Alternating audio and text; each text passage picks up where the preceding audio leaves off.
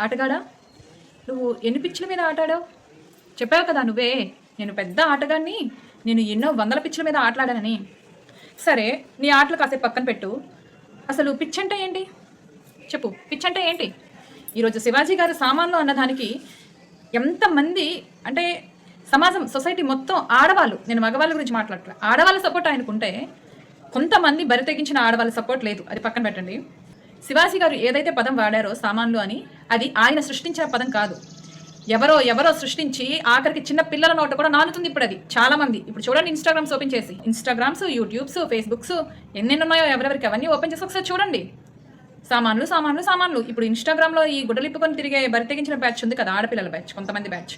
So వాళ్ళ videos కిందకి వెళ్ళి చూడండి. ఎన్ని సామాన్లు ఏంటి సామాన్లు, ఎన్ని కామెంట్స్. సామాన్లు అని లేకుండా ఒక్క వీడియో ఉంటే అప్పుడు వచ్చి నా దగ్గర మాట్లాడండి. ఇప్పుడు ఆయన ఉరేసేయాలనో, లేదు అంటే ఏ అండమాన్ జైల్లో పెట్టేయాలనో, లేదు అంటే ఏ అడారులో తీసుకెళ్ళో, లేదంటే ఏ మహాసముద్రంలో పడి తోసేయాలనో అన్నంత పగతో రగిలిపోతున్నారు కదా చాలామంది. కొంతమంది పెద్దవాళ్ళు, నేను వాళ్ళ పేర్లని మెన్షన్ చేయాలనుకోవట్లేదు, ఎందుకంటే వాళ్ళు పెద్దవాళ్ళు కదా. సరే, నువ్వు ఆటలాడావు, నువ్వు 100 ఆటలాడావా, 1000 ఆటలాడావా, 1,00,000 ఆటలాడావా, ఎవరికి కావాలి? నువ్వు ఎందుకు చెప్పావు?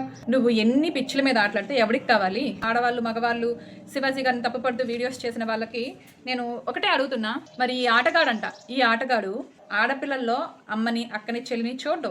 ఈ తమ్ముడు అమ్మకి పుట్టాడు కదా, అందుకే తమ్ముడు అని పిలుస్తున్నా. మీరు అనుకోవచ్చు వాడిని ఎందుకు తమ్ముడు అని పిలుస్తారు అక్క అని. వాడు ఒక అమ్మకు పుట్టాడు, అందుకే తమ్ముడు అంటున్నా. ఆబ్జెక్టిఫైయింగ్ చేస్తున్నావే ఆడదాని అమ్మతనాన్ని. ఏ ప్లేస్ నుంచి అయితే బయటకు వచ్చావో ఆ ప్లేస్ని నువ్వు పిచ్చు, ఆటగాన్ని అని ఎగతాళి చేస్తున్నావో అదే ప్లేస్ నుంచి, అదే మార్గం నుంచి నువ్వు నీ తల్లి నుంచి బయటపడ్డావు. అది గుర్తుంచుకో. ఈయన గారు 14 ఏళ్ల అమ్మాయికి డబ్బులు అవసరమైతే వాడుకుని డబ్బులు ఇవ్వండి 1000 రూపాయలు అని అంటే, ఈయన గారు వాడుకుని ఇచ్చారంట 14 ఏళ్ల అమ్మాయికి. ఇది మరి బయట సర్క్యులేట్ అవుతుంది, ఇది నిజమో కాదో నాకు తెలియదు. ఈయన గారు వచ్చి ఈ రోజున మేకల మీద అత్యాచారాలు జరుగుతున్నాయి, ఆవుల మీద అత్యాచారాలు జరుగుతున్నాయి, హిందువులు చేసేస్తున్నారు, ఏదేదో మాట్లాడుతున్నారు. ఇంకో మాట, భారతదేశంలో పుట్టి భారతదేశ విలువని తగ్గించే మాట్లాడుతున్నారు కొంతమంది ఆడవాళ్ళు, అలాగే మగవాళ్ళు. వాళ్ళకి చెప్తున్నా, విదేశాల్లో వాళ్ళ సాంప్రదాయం ఫస్ట్ నుంచి ఎలా ఉందో ఇప్పటికీ అలాగే ఉంటుంది, వాళ్ళ డ్రెస్సింగ్ ఏం మారిపోవట్లా. బట్ ఇండియాకి వచ్చేసరికి ఎందుకు మారిపోతుంది?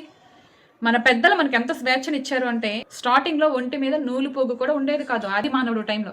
బట్ కొన్ని రోజులు అయ్యేసరికి మనకి సిగ్గు అనేది ఒకటి ఉంది, మన అవయవాల్ని బయటకు చూపించకూడదు అనేది ఒకటి. మనకి జ్ఞానం ఇచ్చాడు కదా దేవుడు, ఆలోచించే జ్ఞానం. అందులోంచి వచ్చిన ఆలోచన అనమాట మన అవయవాల్ని కప్పుకోవాలి అనేది. Chudidars, jeans, long middies, shorts, ఇలా మన కంఫర్ట్ని బట్టి, మన ఇష్టాన్ని